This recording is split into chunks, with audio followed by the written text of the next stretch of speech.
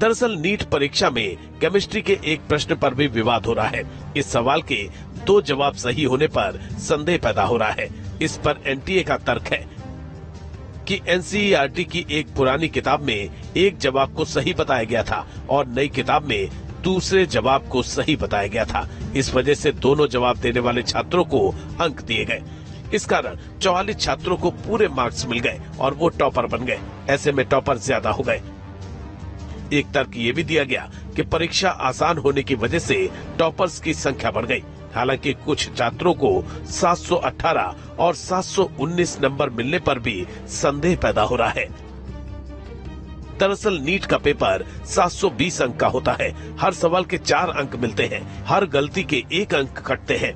यदि कोई सिर्फ एक सवाल छोड़ देता है तो उसे 716 अंक मिलेंगे। यदि कोई सिर्फ एक सवाल गलत करता है तो उसे 715 अंक मिलेंगे। ऐसे में 718, 719 अंक पाना असंभव सा है। हालांकि विवाद बढ़ने के बाद एनटीए की तरफ से कहा गया कि उनके नंबर ग्रेस मार्क्स के आधार पर तय किए गए। एनटीए के मुताबिक कुछ छात्रों को देर से पेपर मिला था और इसकी वजह से ग्रेस मार्क्स दिए गए। एनटीए की इस सफाई के बाद ग्रेस मार्क्स पर भी सवाल उठने लगे। छात्रों का कहना है कि बिना जानकारी के ग्रेस मार्क्स क्यों दिए गए।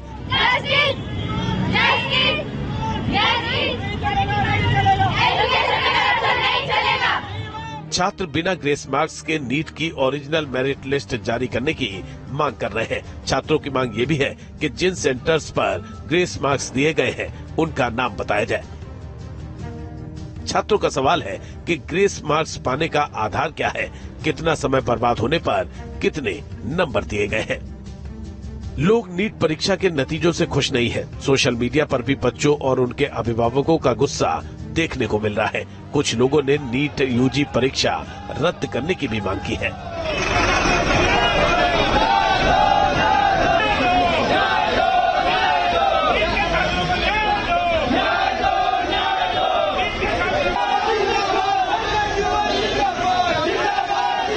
कुछ लोगों से को 718 एंड 719 भी स्कोर आया है, जो कि लॉजिकली बिल्कुल भी पॉसिबल नहीं है। बिकॉज अगर एक क्वेश्चन रॉन्ग होता है तो 715 स्कोर आना चाहिए और अगर एक क्वेश्चन छोड़ दिया जाए तो 716 आना चाहिए। एनटीए ने इसमें कुछ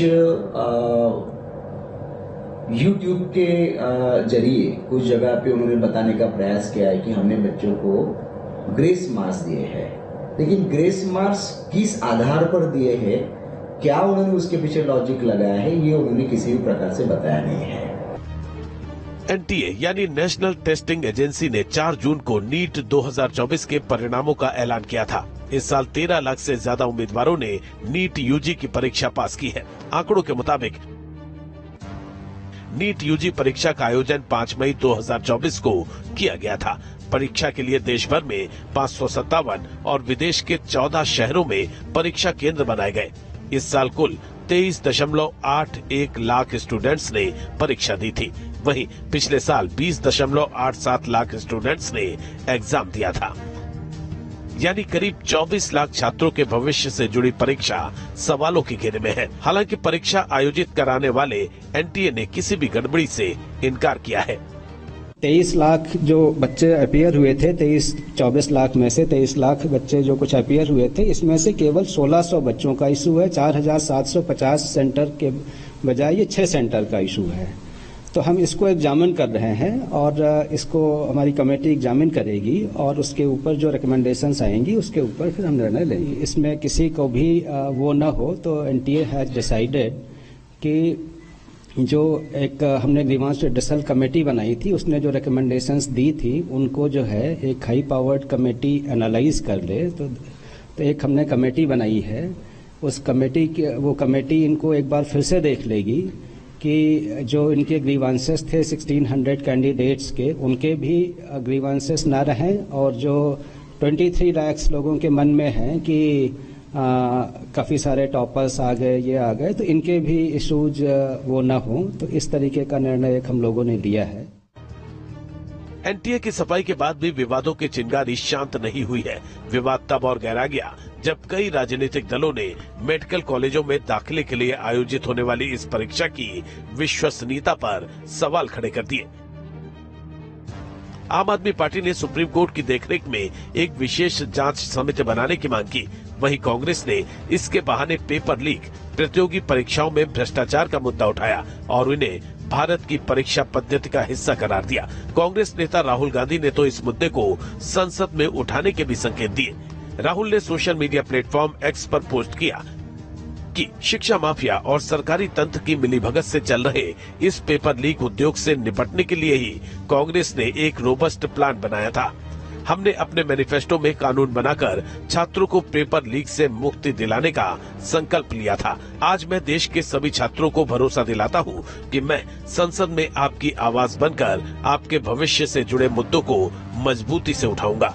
युवाओं ने इंडिया पर भरोसा जताया है। इंडिया उनकी आवाज को दबने नहीं देगा। इस बीच विवाद बढ़ता देख शिक्षा मंत्रालय ने परीक्षा की जांच के लिए 4 सदस्यीय पैनल का गठन कर दिया है। ये पैनल एनटीए के फैसलों की हो रही आलोचना को नए सिरे से परखेगा।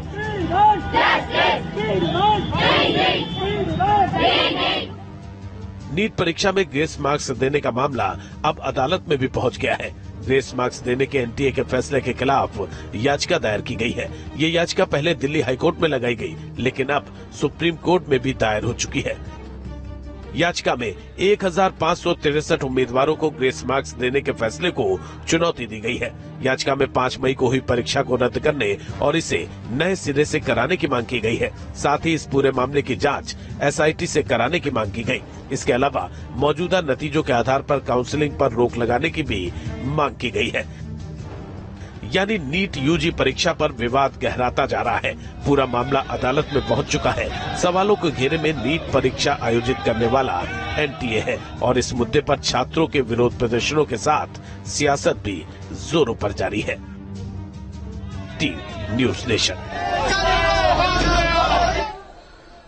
और एक बड़ी खबर इसी बीच आ रही है। आरएसएस